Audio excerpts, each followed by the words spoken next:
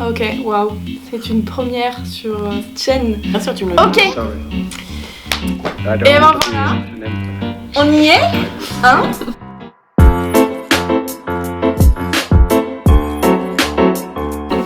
Et ben bienvenue à vous, à toi qui est derrière ton ordinateur en train de regarder cette vidéo, qui est la première de cette chaîne. Voilà. Donc on va se présenter. Donc moi je m'appelle Louise, j'ai 21 ans et j'habite à Rennes. Je fais des études d'anglais. Et toi Gaëlle? Et bien moi, donc du coup je m'appelle Gaëlle, comme l'a dit Louise, j'ai 27 ans, j'habite à Paris et je suis éducatrice spécialisée. Voilà. Depuis voilà. à peu près 4 ans, je sais pas s'il faut que je dise. Ok, ça fait 4 ans et moi je suis en L3. On va parler un petit peu de ce qu'est la chaîne. Donc la chaîne YouTube ça dit quoi? Donc en fait c'est une chaîne qui va être basée sur l'orientation post-bac, c'est-à-dire ce qu'on fait comme étude ou comme choix d'orientation tout simplement après avoir passé son baccalauréat, général ou technologique.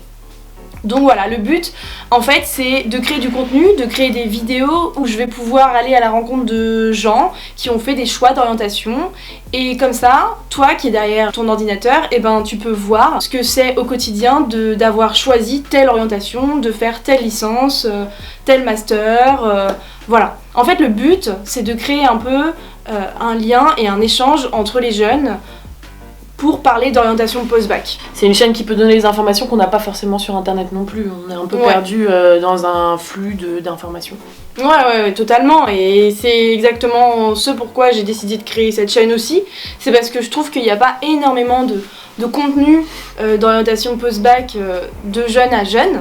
Hein, parce qu'on peut aller dans les kiosques au NICEP, dans le CDI, au fond du CDI, mais c'est absolument pas pareil de lire une liste et de pouvoir discuter ou de pouvoir écouter quelqu'un qui a vécu telle formation et voilà, qui est maintenant étudiant. Finalement, est-ce que c'est pas mieux d'avoir les informations en terminale et de se faciliter la tâche au lieu d'aller un an en fac, quelque chose un petit peu au hasard ou quoi? Ouais. Après, c'est vrai qu'il faut pas oublier que c'est quand même une année d'expérience, une année qui nous apprend toujours des choses, donc c'est pas grave. Il faut aussi se dire ça. Clair. Et il faut déculpabiliser les gens par rapport à ça, parce que très souvent on dit c'est une année de gâchée. Non, ce sera jamais une année de gâchée. C'est juste que ce qu'on veut dire, c'est peut-être que ça pourra vous aider à trouver directement ce que vous voulez faire. Après, on n'a pas cette prétention-là non plus, mais quand même, ça peut toujours aider. Avoir des infos quoi. Donc voilà, ce qui va se passer pour les futures vidéos. Elles seront un petit peu différentes de celles-là, étant donné que là, on va se focaliser sur moi, le parcours universitaire que j'ai eu, alors que dans les prochaines vidéos, ce sera le parcours universitaire d'autres personnes, et ce sera moi qui vais interviewer ces personnes-là. Alors que là, dans cette vidéo, c'est un peu spécial, puisque c'est la vidéo d'ouverture, et en fait, c'est Gaëlle, ma grande sœur, qui va m'interviewer moi, tout simplement, sur moi, ma licence. Donc voilà, on passe maintenant à l'interview. Alors, donc, déjà dans un premier temps, est-ce que tu peux expliquer ce que c'est que la licence à la fac pour ceux qui connaissent pas forcément ce cursus-là? Ouais. Alors, déjà, il faut savoir qu'une licence à la fac, ça correspond à 3 années universitaires. C'est-à-dire que une année universitaire, ça fonctionne en semestre, donc c'est un peu différent de l'année au lycée. Puisqu'au lycée, ça marche en trimestre, c'est-à-dire 3 périodes dans l'année où on est évalué. À la fac, c'est des semestres, donc ça représente à peu près 4 mois et demi, un semestre. Et à la fin de ce semestre, on doit valider des crédits, c'est-à-dire qu'on passe un peu une sorte de bac à la fin de chaque semestre où on évalue nos compétences dans les matières qu'on a eues pendant tout le semestre. Et donc, cette espèce de bac qu'on passe, ça s'appelle un partiel. Donc on en a plein, c'est-à-dire on a par exemple si on a 10 matières, on va passer 10 partiels. Donc c'est pour ça que souvent on entend les étudiants dire j'ai mes partiels. Parce que voilà, en décembre et en mai, ils ont ces périodes-là où ils doivent réviser à fond et où ils doivent passer des écrits et des oraux. Pour ce qui est des crédits, parce que c'est vrai que ça peut paraître un peu compliqué, on a l'impression qu'on est sur Pridi ou sur Abo Hotel là. Mais en fait c'est juste les crédits universitaires, c'est le jargon de l'université. En fait, c'est juste une manière de dire voilà, t'as tant de crédits, t'as validé ton semestre, bravo, t'es compétent. Voilà ce que ça veut dire. Et donc à la fin de chaque semestre, c'est-à-dire à la fin de 4 mois et demi de cours, on valide avec nos partiels des crédits. Et donc un semestre égale 30 crédits. Et une année de fac, c'est 60 crédits. Et en fait, à la fin de notre licence, on a validé 180 crédits. Et c'est hyper important ces crédits, c'est hyper important de les valider si par la suite on veut continuer nos études. Dans une licence, on a 2 sortes de cours, on a les enseignements fondamentaux et les enseignements optionnels. Donc les enseignements fondamentaux, c'est vraiment ce qui définit votre licence. Par exemple, si vous faites une licence d'histoire, histoire médiévale, histoire contemporaine, ce sera des enseignements fondamentaux.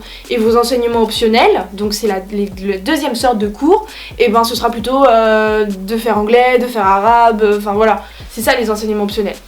Donc forcément, ils n'ont pas le même coef, ils n'ont pas la même valeur dans votre dossier, voilà. Mais l'ensemble fait ce qu'est votre licence.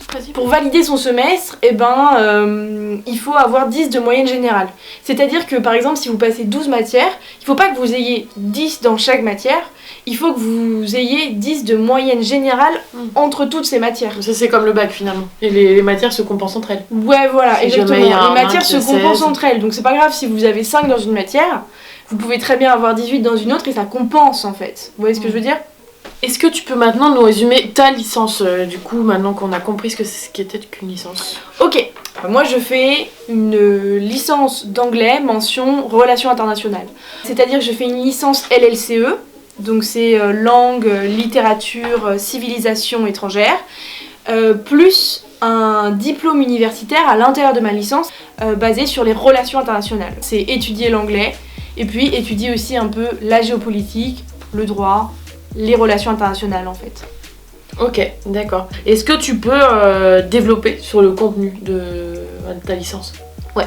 Moi, ma licence, j'ai des enseignements fondamentaux, comme je disais tout à l'heure, qui sont vraiment basés sur l'anglais, sur ma LLCE en fait, qui est vraiment le cœur de ma licence. Mes cours principaux, ça va être grammaire, phonétique, compréhension écrite, compréhension orale et civilisation britannique, américaine. En L3 aussi, on a une autre civilisation qui s'ajoute qui est civilisation irlandaise. Et après, qu'est-ce que j'ai d'autre ? Littérature américaine, littérature britannique. Et puis après, j'ai aussi des cours de traduction. Et ensuite, j'ai des enseignements optionnels qui représentent plutôt ma mention qui fait partie de ma licence, vous savez, qui est donc mon diplôme universitaire, qui est basé sur les relations internationales. Et donc là, j'ai divers cours qui changent à chaque semestre en fait. Donc tous les 4 mois et demi, j'ai un nouveau cours. Donc moi par exemple ce que j'ai eu en L1 c'est j'ai eu un cours vraiment d'initiation au droit lambda pour comprendre vraiment les fondements du droit, même si il faut pas non plus se leurrer, c'est pas du tout une licence de droit, c'est une initiation au droit. Et j'ai eu aussi des cours de relations internationales. Les relations internationales, c'est tout ce qui se passe dans le monde, comment est érigé le monde. J'ai eu aussi un cours sur le droit de l'Union européenne qui était quand même assez creusé. J'ai eu aussi un cours de géopolitique, et puis j'ai eu aussi des cours de droit international, et puis j'avais aussi des cours de PEA, donc politique étrangère américaine. C'est vraiment de la culture G en fait. C'est vraiment ça que m'a apporté la mention relations internationales de ma licence en fait. Vers quoi on s'oriente après ce genre de licence ? On fait quoi ? En fait, après ce genre de licence, on peut s'orienter vers des masters de défense, vers des masters de relations internationales, vers des masters qui sont très nouveaux en fait. On peut toujours tenter de rentrer dans des écoles de commerce. Ouais, c'est vraiment défense, relations internationales. Après, on peut faire aussi un master d'enseignement, puisqu'on a toutes les bases de la LCE. Et puis aussi, on peut s'orienter vers le journalisme. Cette licence, elle existe partout ou c'est juste là où tu es ? Alors, elle existe que là où je suis, à Rennes. Je suis dans l'enseignement privé, c'est-à-dire que mon diplôme, il est reconnu par l'État, mais on doit payer pour la licence. Donc moi, ça s'élève quand même à 4 000 € l'année. C'est des choix, c'est pas un choix que j'ai fait directement après le lycée, ça a été compliqué. C'est vraiment grâce à mes parents que j'ai pu faire ça et je leur en suis encore très reconnaissante maintenant. Et voilà, c'est un prêt aussi à faire très souvent, des emprunts à la banque, des petits jobs à côté. Mais en tout cas, voilà, c'est une licence qui existe à l'ICR, donc c'est l'Institut catholique de Rennes. Après, vous pouvez sûrement retrouver des licences qui ont à l'intérieur des DU, mais qui sont un petit peu différents. Voilà, il faut toujours aller sur les sites qui fournissent quand même des informations sur les formations. Ou regarder les prochaines vidéos sur la chaîne Ça dit quoi qui vont donner les bonnes informations pour les bonnes formations. Bah oui, ça peut être possible aussi, hein, c'est sûr. Hein. Et comment t'avais trouvé cette formation là? En fait, je me souviens que moi j'étais trop en galère. Avant de faire cette licence, j'ai fait une licence d'histoire à Rennes 2, donc c'est-à-dire dans l'enseignement public, et ça me plaisait pas. Et donc je me suis réorientée surtout grâce à ma mère en fait qui m'a montré cette formation. Et en fait c'est ma mère qui m'a dit mais si tu devrais, on peut financièrement t'aider et tout ça.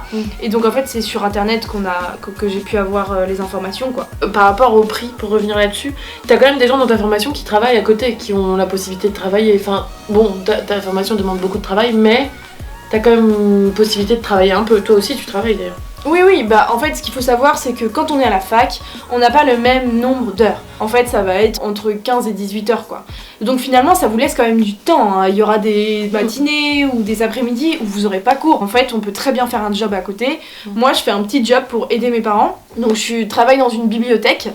Mais après, il y a d'autres gens dans ma licence qui font des boulots et qui demandent vachement plus de temps et ils arrivent très bien à avoir des bonnes notes aussi. Donc voilà, on peut toujours réussir à se débrouiller pour gagner de l'argent et pour aider ses parents. Il y a la possibilité d'être boursière aussi. Ah bah oui, il y a totalement la possibilité d'être boursier. Donc ça, il faut que vous vous renseigniez sur le site du Crous. Là, pour le coup, les informations, tout est très clair. Est-ce que tu t'es déjà fait chier en cours?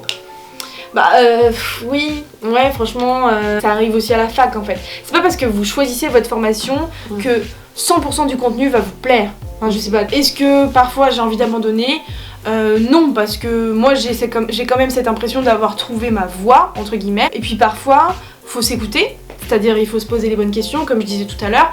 Est-ce que je suis faite pour cette licence ou est-ce qu'il faut que je me barre? Parce que vous pouvez vous barrer en plein milieu de l'année, hein, ça vous regarde franchement. Ou alors il faut s'accrocher. Donc soit il faut s'écouter, soit parfois il faut aussi s'accrocher. C'est pas toujours... c'est difficile hein, de faire la différence, mais parfois il faut se dire que voilà, avec le futur, avec les débouchés que je vais avoir grâce à ce diplôme, bah en fait, voilà, ce cours il me fait chier, mais j'abandonnerai pas pour ça. Mais si vous êtes en L1, ça sert aussi à ça la L1. Ça sert à se réorienter, à partir en fait. Donc voilà. Ouais, à tester quoi la première année. Voilà. Ok. Et donc qu'est-ce que ça t'a appris la fac? Bah... Déjà, d'un point de vue un petit peu moins études, ça m'a appris qu'on peut très bien se créer des amitiés à la fac ou dans une école. Dites-vous que la fac c'est un tout autre monde où vous allez aussi rencontrer des gens. Ça m'a appris aussi qu'en fait quand on rentre à la fac on étudie pour soi. Et je trouve que c'est vachement plus intéressant parce qu'on fait des recherches, on est vraiment concentré sur une matière qu'on aime vraiment en fait. Ça m'a appris aussi à me responsabiliser, à me dire bah voilà maintenant tu te lèves, personne va se lever pour toi pour que t'ailles à ton cours magistral qui est à 8h, ouais ça pique les yeux mais vas-y tu vois. La fac finalement, si je devais un peu résumer ça, je dirais que ça t'apprend un peu la vie parce qu'en fait c'est un passage à l'âge adulte, entre guillemets, parce que on peut être totalement immature et avoir un master, hein, mais c'est juste que ça va quand même vous apprendre un peu la vie puisque c'est une sorte de mini-société où on vous responsabilise, où vous devez rendre des dossiers et finalement ça représente un petit peu le monde professionnel dans lequel vous allez vivre en fait plus tard. Est-ce que t'arrives quand même à avoir une vie un petit peu à l'extérieur? Est-ce que t'as le temps pour avoir une vie sociale, une vie où tu peux sortir le soir, tout ça? Moi personnellement, je sors totalement normalement. Il faut juste réussir à trouver un bon équilibre dans votre vie d'étudiant. L'abus d'alcool est dangereux pour la santé. Ah ouais, l'abus d'alcool est dangereux pour la santé, c'est vrai. Donc pour conclure toutes ces informations, toute cette vidéo, est-ce que t'as 3 conseils à donner à ton toi de 3 ans en arrière? Si je devais lui donner 3 conseils, je dirais quand même d'écouter toujours. Écoute le plus possible et sois absente le moins possible. Parce que c'est trop chiant de rattraper les cours. Fais des recherches et avance-toi si tu peux, parce que c'est sûr que ça va t'enlever quand même un poids quand tu seras au partiel. Et le dernier conseil que je me donnerais, c'est essaye de toujours lire et de pas te freiner à cause de ta licence à ne pas lire et à faire autre chose quoi. Ok, donc écoute, fais des recherches et lis. Ouais voilà, si je devais résumer ce serait ça, mais après c'est mes conseils que je me donnerais à moi par rapport à ma licence, mais en fait il y a aussi plein de trucs perso que je pourrais me donner. Donc voilà. Ok, bah merci pour toutes ces infos, j'espère que ça vous a aidé aussi. Ouais, bah ouais, on espère que ça vous a aidé et puis que ça vous a peut-être donné envie d'aller en LLCE. Faut savoir aussi qu'il y a quand même vachement moins de garçons. Donc allez-y les mecs, n'ayez pas peur d'aller dans ces licences-là qui sont autant faites pour vous. Ouais, et voilà, et puis de toute façon, on se retrouve bientôt. J'espère que c'était intéressant en tout cas. Merci à ma grande sœur qui m'a épaulée. Donc voilà.